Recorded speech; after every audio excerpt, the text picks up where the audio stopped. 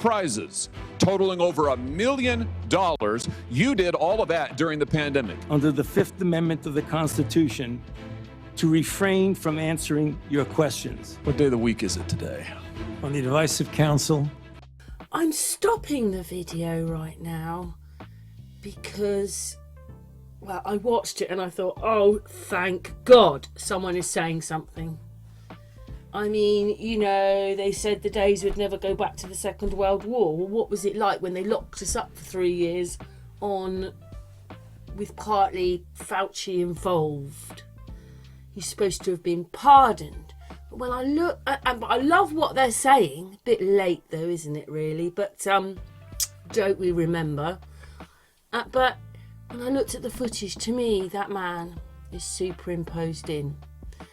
Anyway, I found a lot more things, so we're going to add that to the video right now. And then we'll carry on with the video.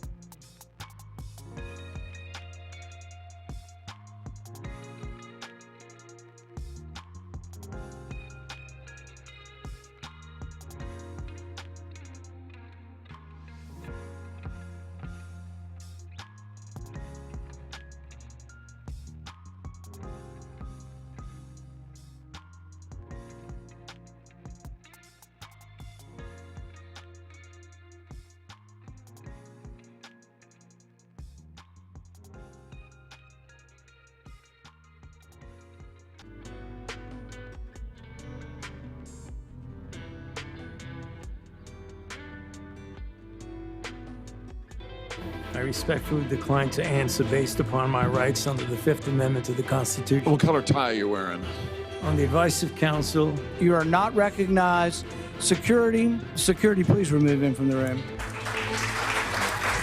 given Senator Paul's obvious obsession with calling for my prosecution, his repeated slanderous comments about me, and recently his publicly releasing my unredacted personal diary aimed at embarrassing and intimidating me, the only conclusion I can reach is that the sole reason he is calling me before this committee is to get me to say something, anything, that could vindicate his repeated public pledges that I end up, in his words, quote, behind bars, unquote. Any reasonable person who has followed his unhinged obsession with me would readily come to the same conclusion.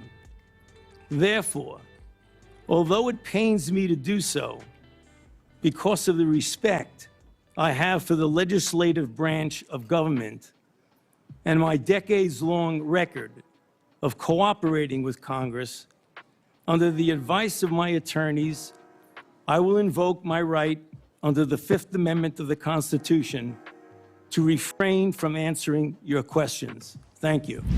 Do you still refuse to answer the questions? On the advice of counsel, I respectfully decline to answer. What was the Dan David Award? Do you remember, Doc? On the advice of counsel, I respectfully decline to answer. Dr. Fauci, did you personally receive any royalty payments connected to COVID-related intellectual property?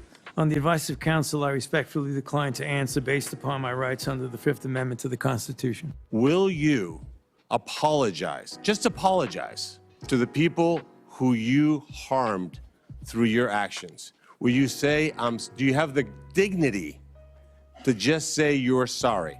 On the advice of counsel, I respectfully decline to answer based upon my rights under the Fifth Amendment to the Constitution.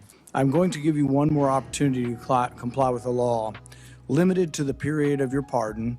At any point between January 1st, 2014 and January 19th, 2025, did you destroy any federal record or tell anyone else to? Under the advice of counsel, I respectfully decline to answer based upon my rights under the Fifth Amendment to the Constitution. Let's try something.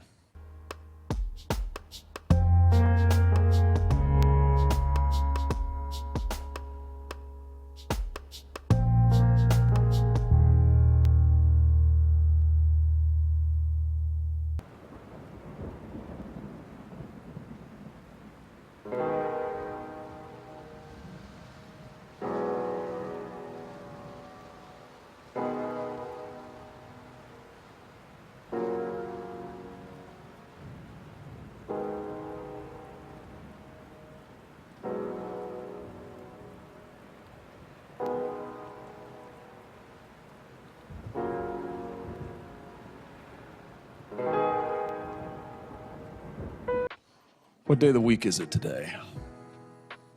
On the advice of counsel, I respectfully decline to answer based upon my rights under the Fifth Amendment to the Constitution. What color tie are you wearing?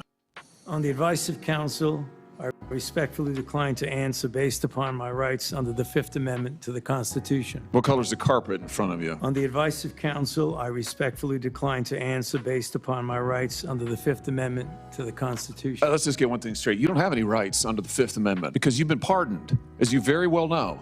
As the Supreme Court has been clear for a century and more, Brown versus Walker, 1896, when he has been pardoned, he may not stand upon his privilege. You know that. Your lawyers sitting behind you now shifting nervously in their chairs. They know it. This isn't about the Constitution. This isn't about the law. This is about contempt. Contempt for this body and contempt for the American people. But I think I know why you're doing it. It's because you don't want to answer questions. It's because you did all kinds of terrible things. It's because during the pandemic you got rich, didn't you? You got rich while people were dying, hundreds of thousands of Americans, over 1 million in the end, and you were getting rich. And not only were you doing that, you were using federal employees with taxpayer money to apply for and solicit cash prizes for you personally. cash prizes totaling over $1 million. You did all of that during the pandemic, didn't you? That's a question. On the advice of counsel, I respectfully decline to answer based upon my rights under the Fifth Amendment to the Constitution. Can you do me a favor in the audience and stand up if during the time of the COVID pandemic, you were called a racist for calling the virus a Wuhan virus or the China virus? If you thought the 6-foot rule was total crap, if you thought the vaccine wasn't something that you should take, if you thought it was outrageous the way the mask policy was rolled out, if you were fired from your job for not taking that vaccine, including members of the military, if you thought closing schools was catastrophically stupid, and that you thought that during these times saying these things made you somehow a lesser human being. Dr. Facui, can you just turn around and look at the people behind you? You're not willing to do that? That's not a question. It's not a question.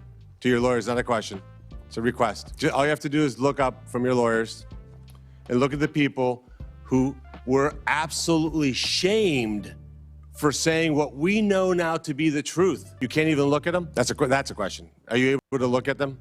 Those policies were put in place because you had moronic politicians that listened to the words of a megalomaniac who was more interested in having met a Kardashian than the suffering of the American people. And that is you. Your advice to communities like that, to idiotic politicians who enforced those rules, arrested that mom for watching a football game with her own family outside. When that story broke, I said to myself, I cannot stand idly on the side and watch this happen.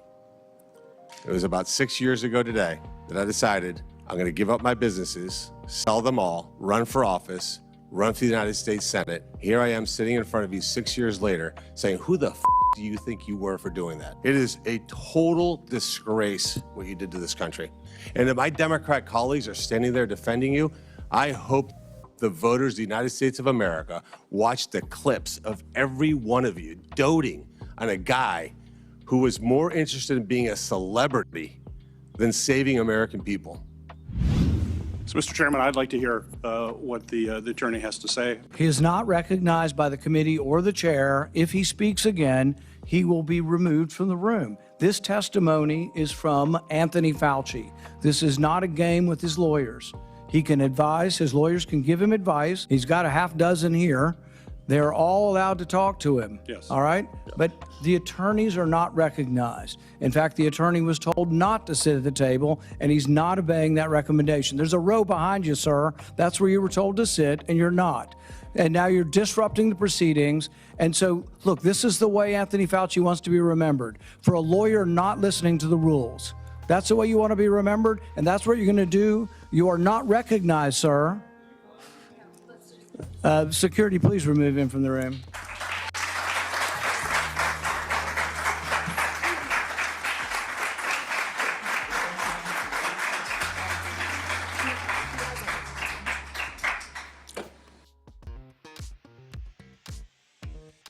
When you're talking, obviously, or when you're looking at things, the most important thing is people's health. That's the most important thing. But many of us tried to say something when it was happening. And as you can see, it says during the COVID-19 pandemic, YouTube deleted channels and removed over 1 million videos for violating its medical misinformation policy by contracting local health authorities and World Organization guidelines. So there you go. He, Fauci, Charles, I haven't broken this video down because it's just too much when I saw Charles yesterday. But when you look at it all, YouTube have listened to Fauci, who in this discussion is being ripped to pieces. He won't answer anything. He can't answer anything. Do you know why? He can't even say no, because they're going to say, why did you say no? And it goes on. So he just says, for the Fifth Amendment, he's not answering anything. Because he is now blamed for misreading everything and not putting forward proper information that could have changed things, or people could have taken different drugs. And they poo-pooed ivermectin. Absolutely amazing. When you look at this whole sort of talk that he's been put in, it almost reminds you of the Second World War. And now he's being put in front of this panel. You know, pardoned. He is pardoned. Oh my God.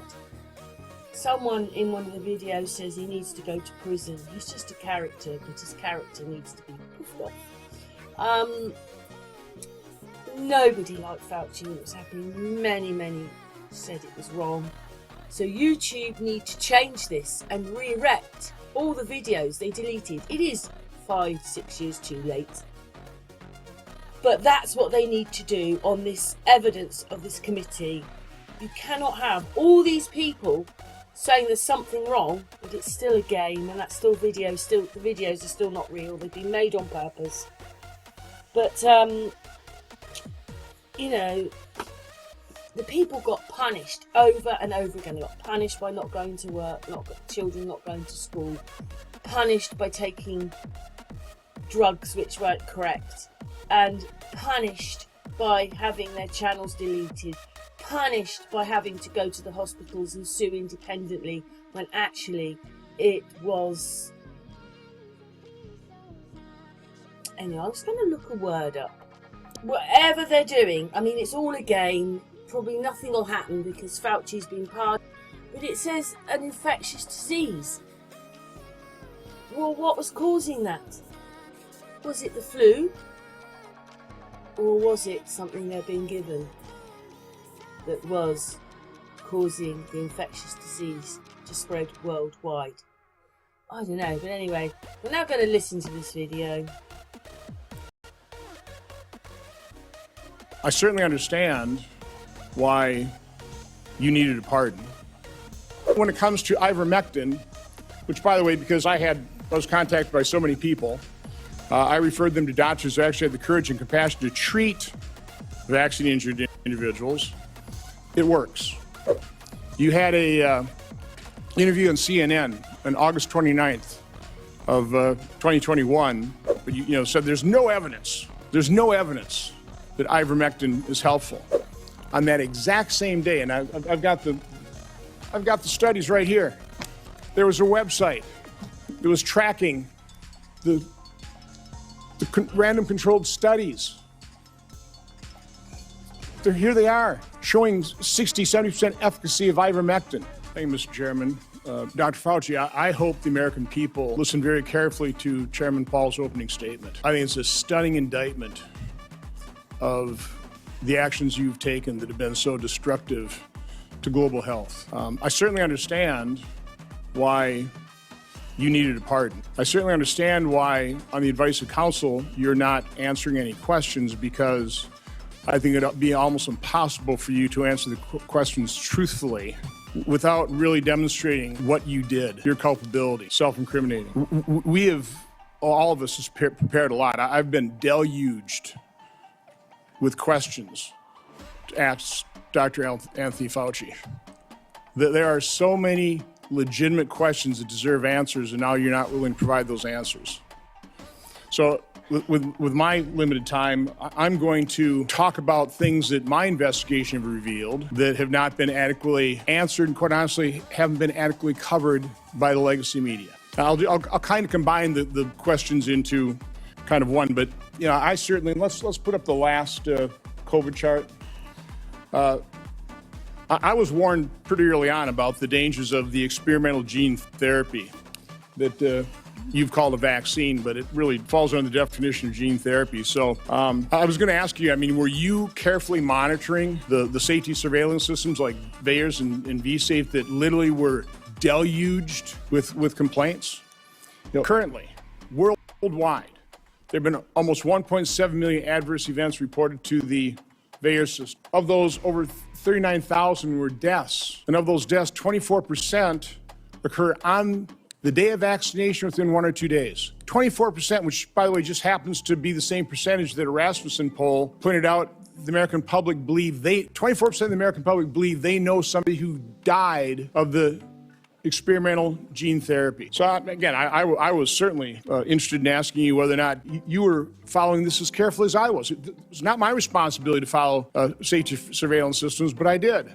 And by the way, when I published, this is actual government information. When I published it and people had me on their shows, they would be censored by Facebook. They would be deplatformed. I think largely at the behest of the actions you took to make sure that disinformation wasn't spread. This wasn't disinformation. This was the truth. So I was going to ask you whether you knew Dr. Marks. I think you do know him. He's the head of CBER. He's the man who is in charge of approving vaccines and surveilling for the safety. My investigation shows that on March 1st of 2021, less than 3 months after the emergency use authorizations, he was warned by Dr. Anna Scharsman, data mining expert, that the algorithm they were using to analyze VAERS data was going to hide in mass safety signals. 26 days later and 3 months consecutively after that, they did data runs with a new algorithm that unmasked those safety signals. They showed dozens of safety signals, including sudden cardiac death, cerebral artery occlusion, basal ganglia stroke, agonal rhythm, Bell's palsy, and pulmonary infarction. Your diaries now show that you actually suffered pulmonary infarction in, I think, probably June 2021. I was just wondering whether it ever went through your mind that maybe that injection, all those boosters you took, might have caused that. And the question I was going to, and I'll ask this question, were you ever made aware of the fact that Peter Marks was warned that the algorithm was going to hide the safety signals? And were you told that senior FDA officials were given shown dozens of safety signals associated with the COVID injection? On the advice of counsel, I respectfully decline to answer based upon my rights under the Fifth Amendment to the Constitution. When you look at the figures, so these are physicians leaving, doctors. They're saying they don't know the total. But I sort of put it in my mind that half the national health left. Maybe it wasn't that many, but a great big section did, which would have caused so many problems. Not talking about that. Are they, when they've given Facui a pardon? And later on you'll see that it was Biden that did it. Look at that. 110 billion people have died associated with lockup. That is just incredible. And he got a pardon in the game. Oh dearie, dearie me, what do we live in if someone is able to get rid of such an amount of people? Facui was pardoned by Biden. Yeah, we'll give you all this money. Just go out there and brave. Oh, it's Charles' game. It's just a computer game. Sick or what? Next area I want to go through is in that same month of March 2021, an employee at NIH, Dr. Nath, led a team of researchers who were diagnosing and treating individuals who'd never had COVID but were severely injured by the genetic therapy injections. Dr. Nath told those individuals, stay quiet. We want to make sure that we gather all the information and then release it to doctors so they can treat people like yourself. There was a concerted effort, and I'll enter this in the record. It appears inside NIH to quash Dr. Nass publishing that study. It finally was put on a preprint server with telling no one, and I think about May of 2022. I think what's noteworthy about this is Dr. Nath told the injured participants that early treatment, early intervention was crucial for them to be treated. And yet within the NIH, they were questioning what was Dr. Nath doing. They didn't want to publish that because, I want to take time searching for it, because publishing it would create vaccine hesitancy, which is what we continue to hear time and time again, is the reason they didn't promote, they lied about the safety signals they were seeing. Throughout the pandemic, I always pushed early treatment. We've got things in here where, you were really concerned about remdesivir because it was untested, but hydroxychloroquine, it was an approved drug. Maybe some safety issues, but we had a great deal of experience with it. All of a sudden, you had the Surgisphere study. It was retracted within 2 weeks because it was completely false. totally blew up the use of hydroxychloroquine. And then when it comes to ivermectin, which, by the way, because I was contacted by so many people, I referred them to doctors who actually had the courage and compassion to treat vaccine-injured individuals. It works. But I was going to ask you whether you were involved in the FDA attack on ivermectin. You had a interview on CNN on August 29th of 2021, where, again, I just don't want to take time to find the exact quote, but you said there's no evidence that ivermectin is helpful. On that exact same day, and I've got the studies right here. There was a website that was tracking the random controlled studies. Here they are, showing 60-70% efficacy of ivermectin.